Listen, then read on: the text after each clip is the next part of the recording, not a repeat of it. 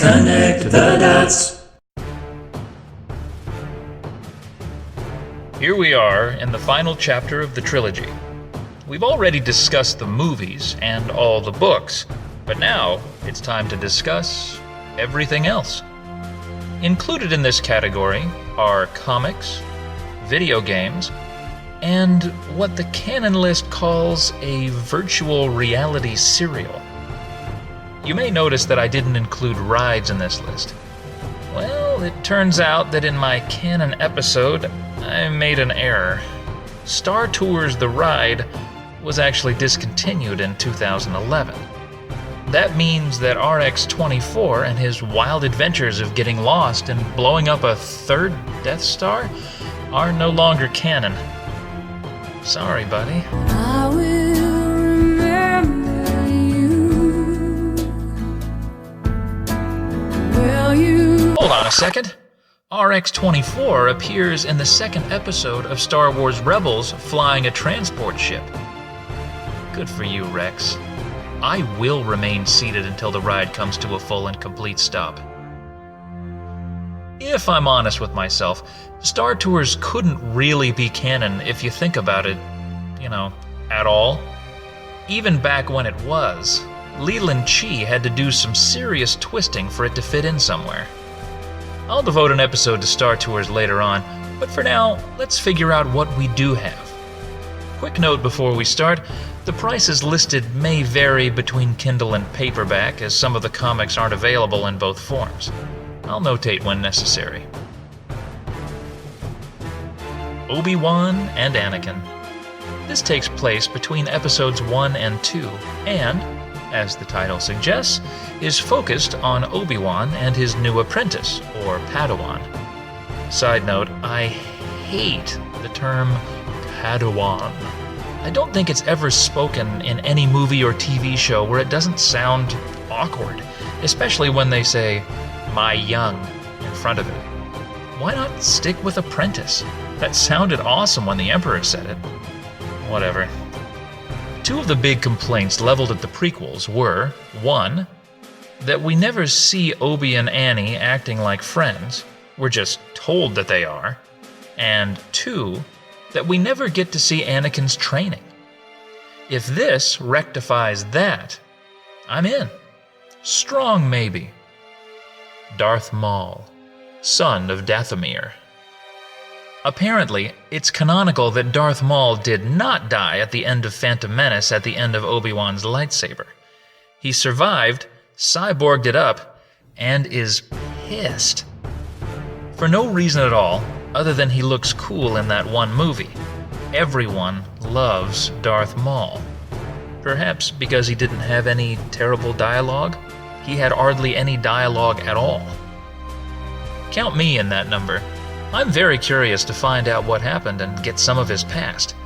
If Clone Wars doesn't answer this enough for me, I'll be buying this. Kanan, The Last Padawan, and Kanan, First Blood. The first 6 issues of this book, featuring the Jedi star of Star Wars Rebels, explain how he survived the purge of Order 66 in Episode 3 and ended up in his own TV show.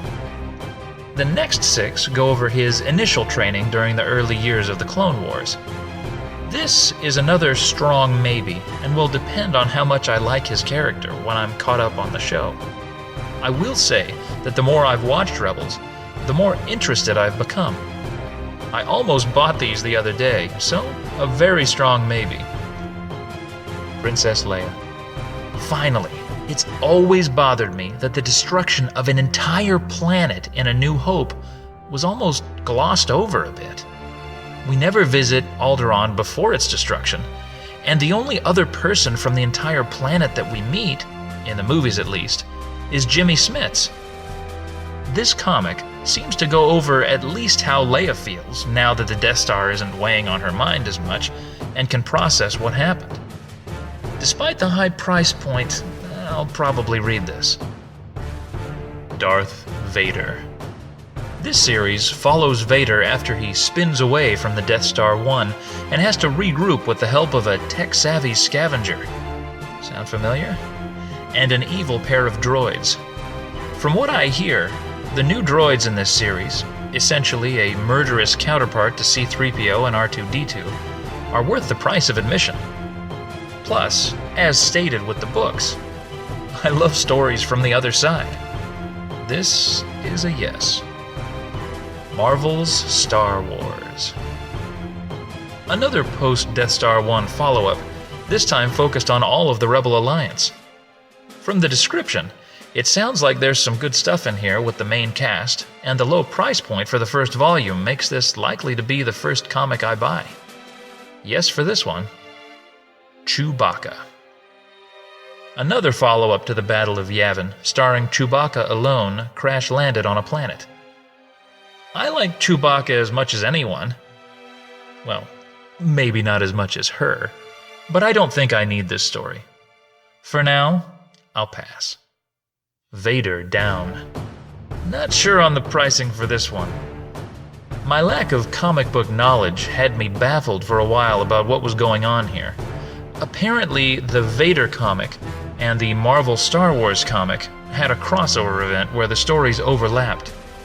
If I get to this point in the story, I'm sure I'll keep going, so it has to be a yes. Lando. This is a story that focuses on the mayor, or perhaps Grand Moff? It's unclear, of Cloud City before he took on all the pesky responsibility of a gas mining station. The description says that the story involves the heist of a very valuable ship, which I can only assume is the Millennium Falcon. Lando's a cool character, but until he shows up in the new movies, I think I can safely give this one a pass. Shattered Empire. This is the comic I'm looking for. It picks up right after Episode 6 and bridges the gap between the old trilogy and the new. This one is a canonical must.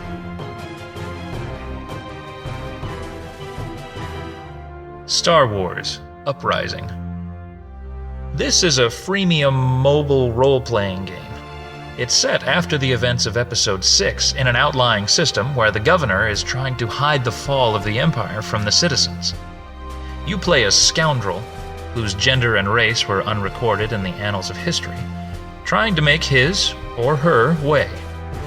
As soon as I realized what this was, I downloaded it to my phone and Kindle since I know how long it can take to make progress in this type of game. So far, it's about what you'd expect.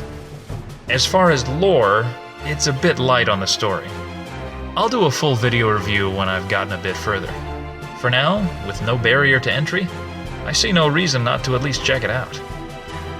Battle of JAKKU DLC. A free downloadable skirmish for Star Wars Battlefront, this covers the Battle of JAKKU between the Rebel Alliance and the remaining forces of the Empire after Death Star 2 went poof. By all accounts, there's practically no story here. It's just an opportunity to participate in an historic battle. Canon-wise, not worth $60. JAKKU Spy. The last item on the list is the weirdest. JAKKU Spy is a virtual reality serial, as I said in the intro, that can be found on the Star Wars mobile app. You can also see a version of it on the Star Wars official website. From what I can tell, if you attach a cardboard Viewmaster, or higher-priced version of the same, you can take a 3D tour of locations from The Force Awakens. At the time of this writing, you can see the scavenger market on JAKKU and a flight deck of a First Order battlecruiser. This seems more like a toy than something story-related, so I'm not sure why it's on the canon list. Unless I hear reports that there's something special here, I'll save my monies. So, that's all of it.